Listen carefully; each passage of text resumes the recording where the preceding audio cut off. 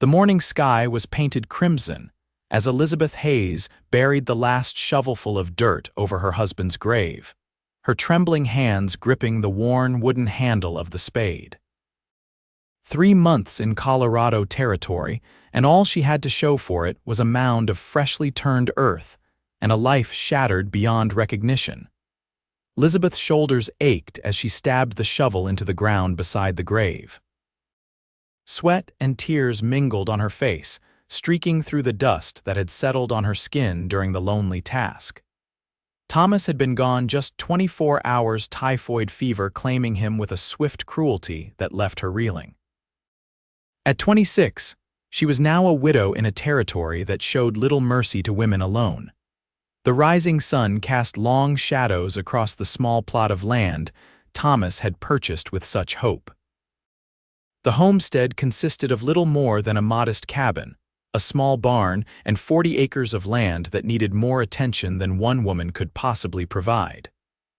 Their nearest neighbors were miles away, and the small town of Pinecrest was a half-day's ride. Elizabeth sank to her knees beside the grave. "What am I supposed to do now, Thomas?" she whispered, her voice cracking. A sound from the property's edge made her head snap up. A rider approached slowly, his silhouette backlit by the dawn. Elizabeth's hand instinctively reached for the rifle leaning against a nearby tree stump. "Madam," the stranger called out, raising his hand in a peaceful gesture, "don't mean to disturb your morning." Elizabeth didn't lower the rifle. "State your business." The man stopped his horse at a respectful distance. He was perhaps 30 years old, with sun-weathered skin and kind eyes that stood out against the hard lines of his face. "Name's Adam Ellis. I was passing by and saw you out here." His gaze moved to the fresh grave. "My condolences for your loss."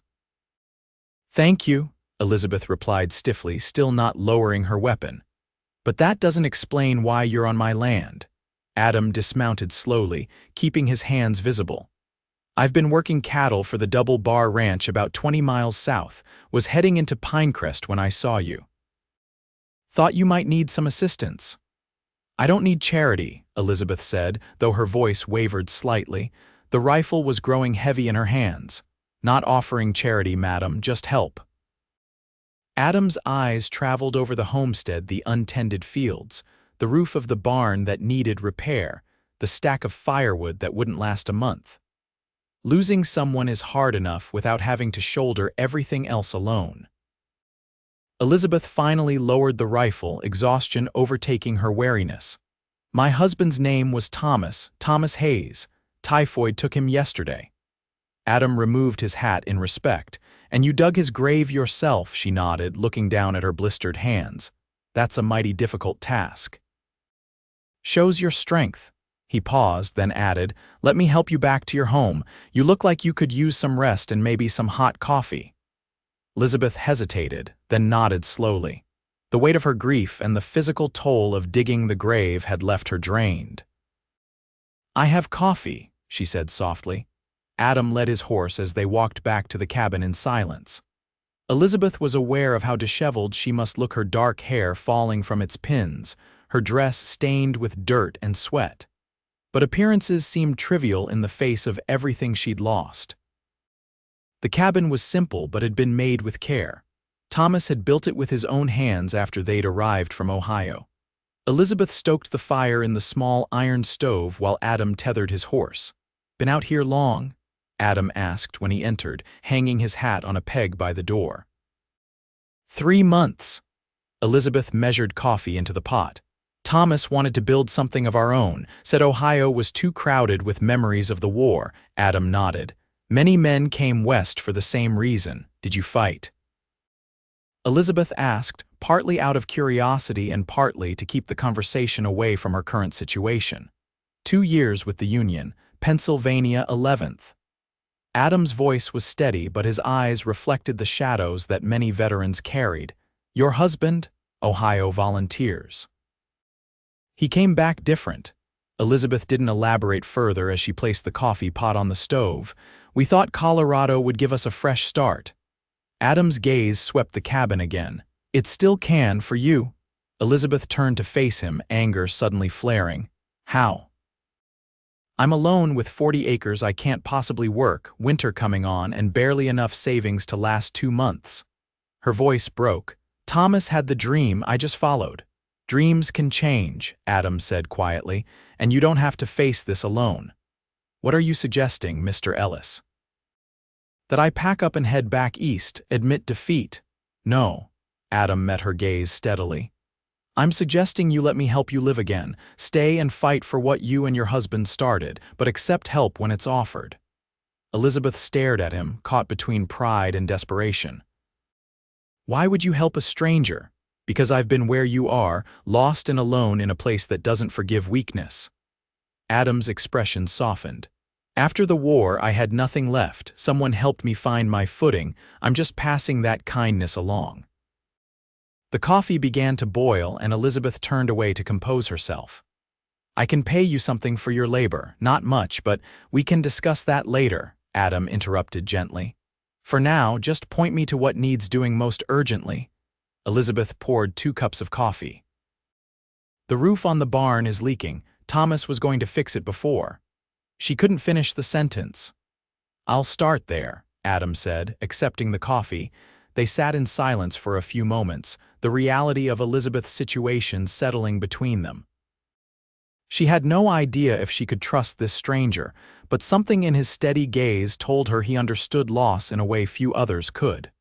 One day at a time, Adam said, as if reading her thoughts. That's how you start living again. Elizabeth nodded, the first faint stirring of hope warming her chest. One day at a time.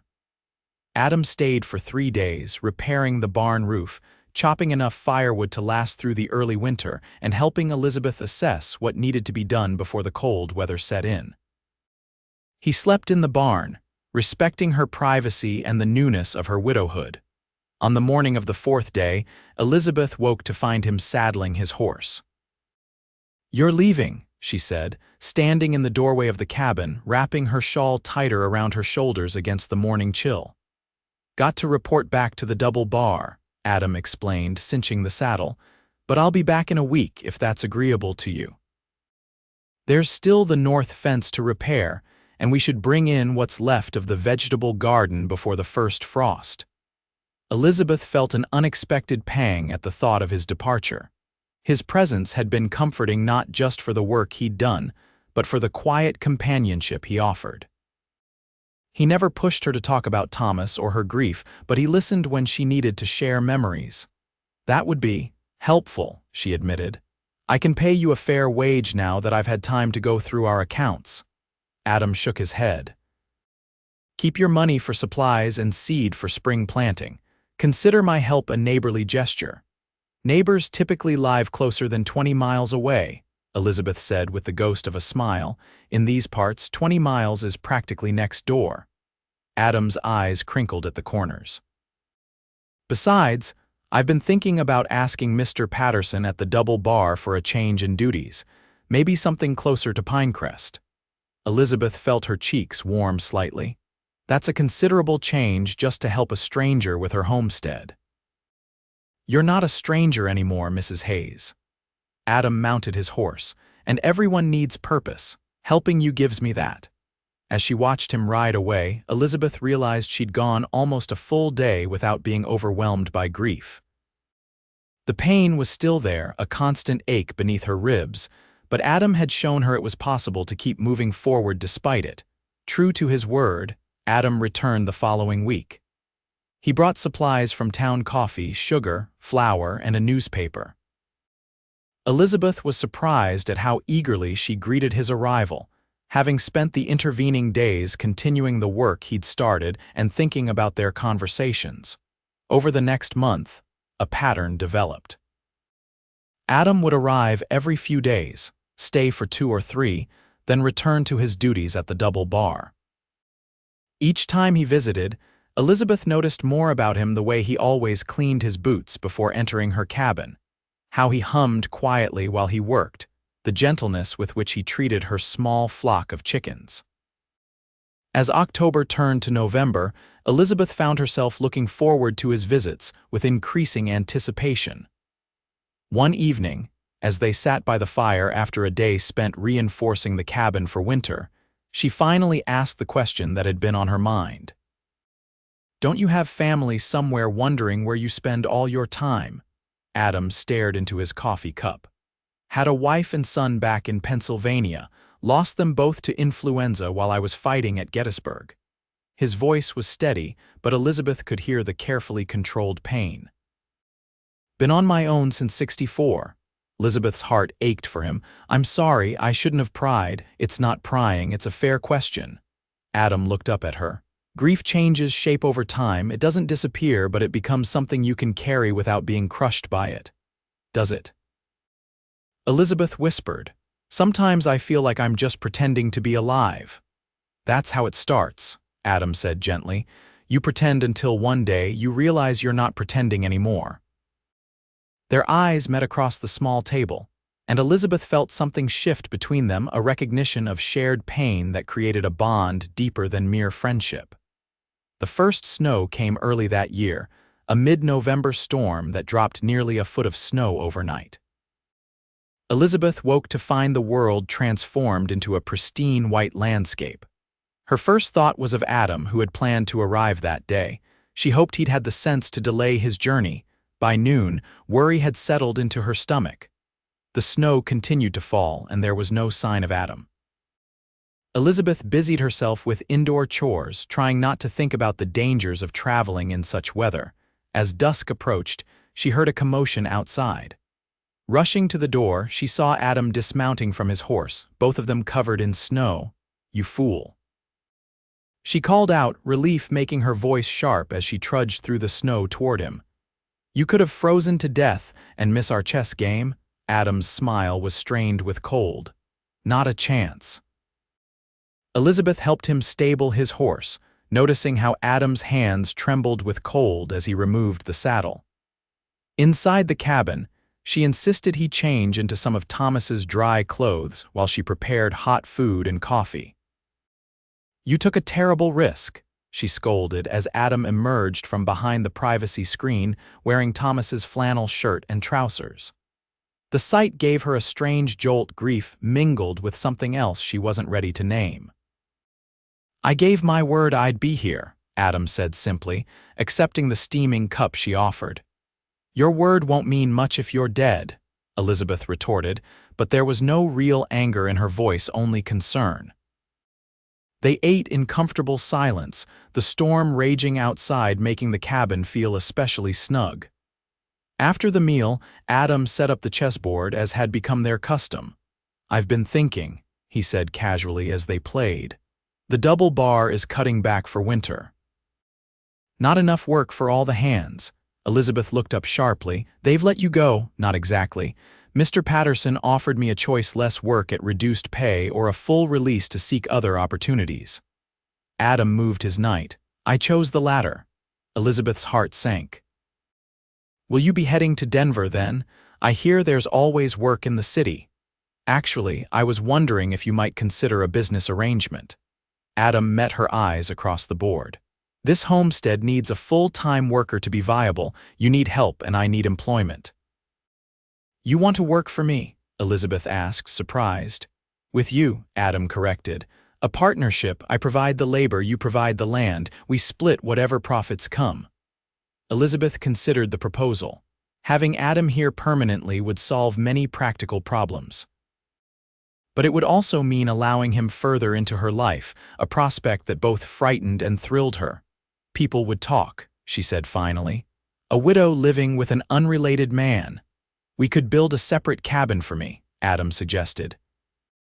"Or I could speak to Reverend Miller in town about making our arrangement official in the eyes of the community." Elizabeth's breath caught.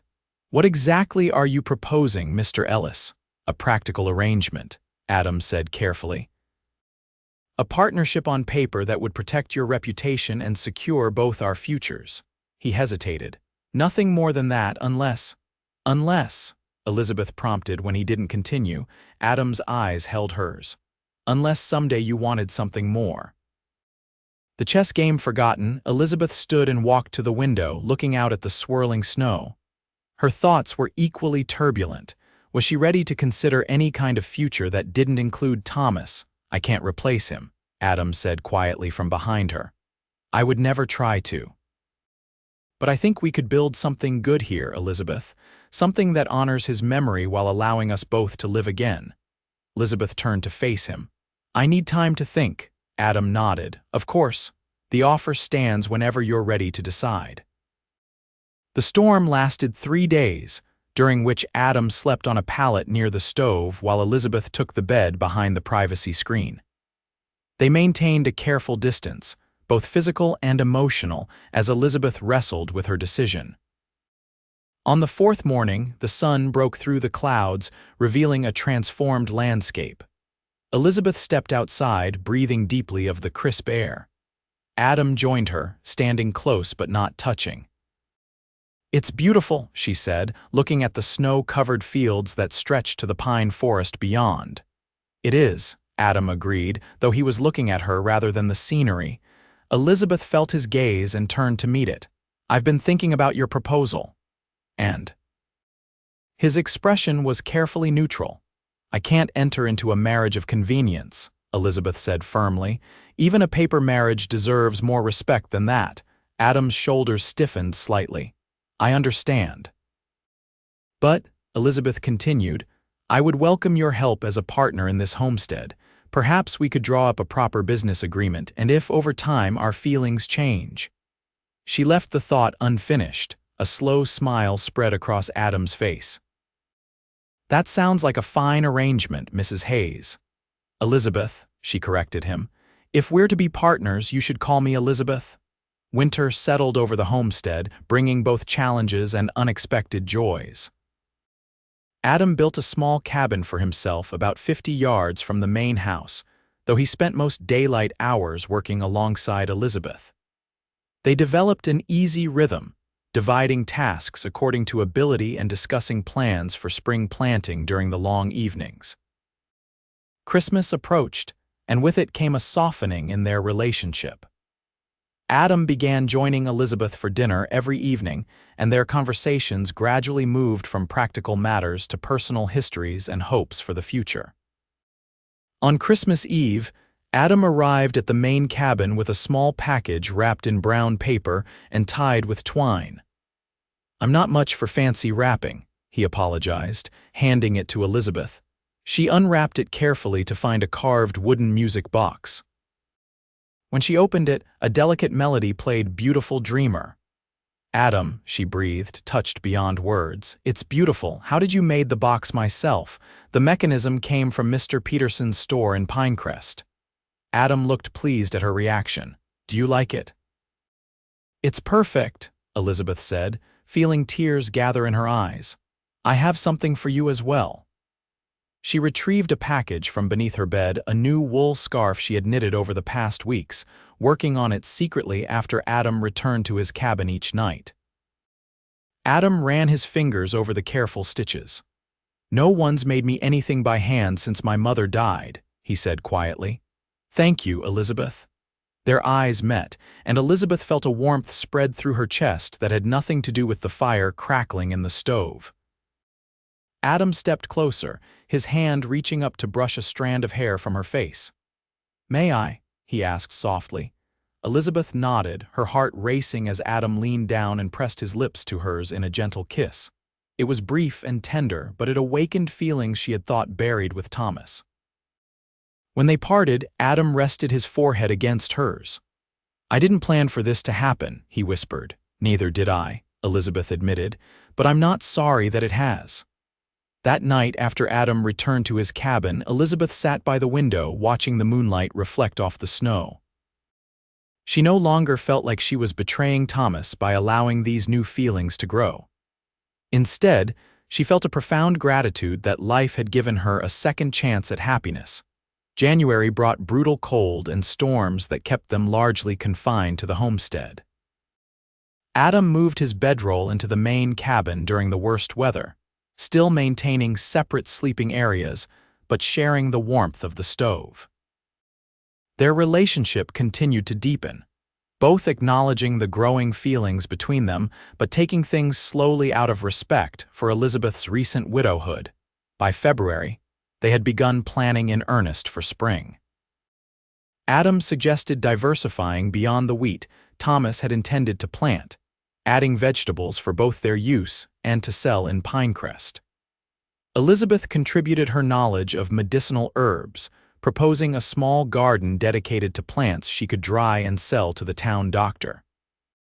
One clear February afternoon, they rode into Pinecrest together to purchase supplies. It was Elizabeth's first trip to town since Thomas's death, and she felt both nervous and excited to be among other people again. The small frontier town consisted of one main street with wooden buildings lining both sides, a general store, a saloon, a small hotel, a church, and various other businesses. People nodded respectfully to Elizabeth, many offering condolences on her loss while casting curious glances at Adam. At the general store, they were greeted by a plump, friendly woman with graying hair. "Mrs. Hayes, so good to see you in town. We've all been wondering how you've been managing out there on your own." "I haven't been entirely on my own, Mrs. Peterson," Elizabeth replied, introducing Adam. "Mr. Ellis has been invaluable in keeping the homestead running." Mrs. Peterson's eyebrows raised slightly. "Is that so? Well, it's good you've had help, dear. A woman alone in these parts faces many challenges." As they completed their purchases, Elizabeth became aware of the whispers and glances directed their way. She had expected some gossip, but was unprepared for how it would make her feel a mixture of defiance and discomfort. "Don't mind them," Adam murmured as they left the store. "Small towns run on gossip. I know," Elizabeth sighed. "I just wish they could understand that life doesn't stop because of tragedy." They were about to mount their horses when a man emerged from the saloon, weaving slightly. "Well, if it ain't the widow Hayes and her new man," he called out, loud enough for everyone on the street to hear. Adam tensed beside her. "Ignore him," he advised quietly. "That's Hank Simmons, never sober after noon." But Simmons approached them, his bloodshot eyes fixed on Elizabeth. "Didn't take you long to replace poor Thomas, did it? Man's barely cold in the ground." Elizabeth felt her face flush with anger and shame. Before she could respond, Adam stepped forward. "You're drunk, Simmons. Go sleep it off and apologize to the lady when you're sober." Simmons sneered. "Lady? That what you call a woman who takes up with a new man before her husband's been buried half a year?" Adam's hands clenched into fists, but Elizabeth laid a restraining hand on his arm. "He's not worth it," she said quietly. "Let's go home." Simmons wasn't finished. Thomas Hayes was a good man. Deserved better than a wife who forgot him so quick. Something in Elizabeth snapped. She turned to face Simmons, her voice steady and clear. "I buried my husband with these hands," she said, holding them up. "I dug his grave at dawn and laid him to rest alone. I have earned the right to find happiness again, and no one, especially not a drunk who didn't even know Thomas, has any right to judge me." A small crowd had gathered, watching the confrontation with avid interest. From the doorway of the general store, Mrs. Peterson called out, "She's right, Hank. Leave her be. Thomas would want her to go on living." Other voices joined in support, and Simmons, finding himself suddenly outnumbered, mumbled something under his breath and slunk back toward the saloon. As they rode home in silence, Elizabeth felt both drained and strangely liberated by the confrontation. She had publicly acknowledged her relationship with Adam and defended her right to happiness, something she hadn't realized she needed to do until that moment. "You were magnificent back there," Adam said finally as they approached the homestead. "Brave and true." Elizabeth smiled at him, feeling the weight of societal expectations lifting from her shoulders. "I meant what I said. I have earned the right to live again, to love again." Adam reined his horse to a stop, looking at her with an intensity that made her breath catch. "Is that what this is? Love?" Elizabeth guided her horse closer to his, their knees touching. "I think it's becoming that, don't you?" Instead of answering, Adam leaned across the space between them and kissed her, not the gentle, tentative kiss of Christmas Eve, but a deep, passionate claiming that left no doubt about his feelings. When they finally broke apart, Elizabeth felt light-headed and more alive than she had in months. "Yes," she whispered. Definitely love. Spring arrived with a burst of green that transformed the landscape. Adam and Elizabeth worked from dawn until dusk, planting fields and gardens, repairing winter damage to fences and outbuildings, and making plans for their future. In late April, on a perfect Sunday morning, they rode into Pinecrest for church services. Elizabeth wore her best dress, a dark blue cotton that brought out the color of her eyes, while Adam had polished his boots and worn a clean white shirt under his best vest. The congregation welcomed them warmly. The incident with Simmons seemingly forgotten, or perhaps having served to establish their relationship as something the community now accepted. After the service, they spoke privately with Reverend Miller, making arrangements for a small wedding ceremony in June. A year of mourning would be traditional, the Reverend noted gently. With all due respect, Reverend, out here tradition often bows to practicality, Adam replied. And my feelings for Elizabeth are far from practical. I love her and want to give her the protection of my name. Elizabeth squeezed his hand gratefully. Thomas would understand. He never wanted me to be alone. Reverend Miller studied them thoughtfully, then nodded. I believe you're right. Let's plan for the third Sunday in June. As they rode home, Elizabeth felt a profound sense of peace settle over her. The guilt that had occasionally surfaced when she thought about remarrying had finally disappeared. Thomas would always hold a place in her heart, but that heart had expanded to include Adam, a different love, but no less real or meaningful. What are you thinking about? Adam asked, noticing her pensive expression.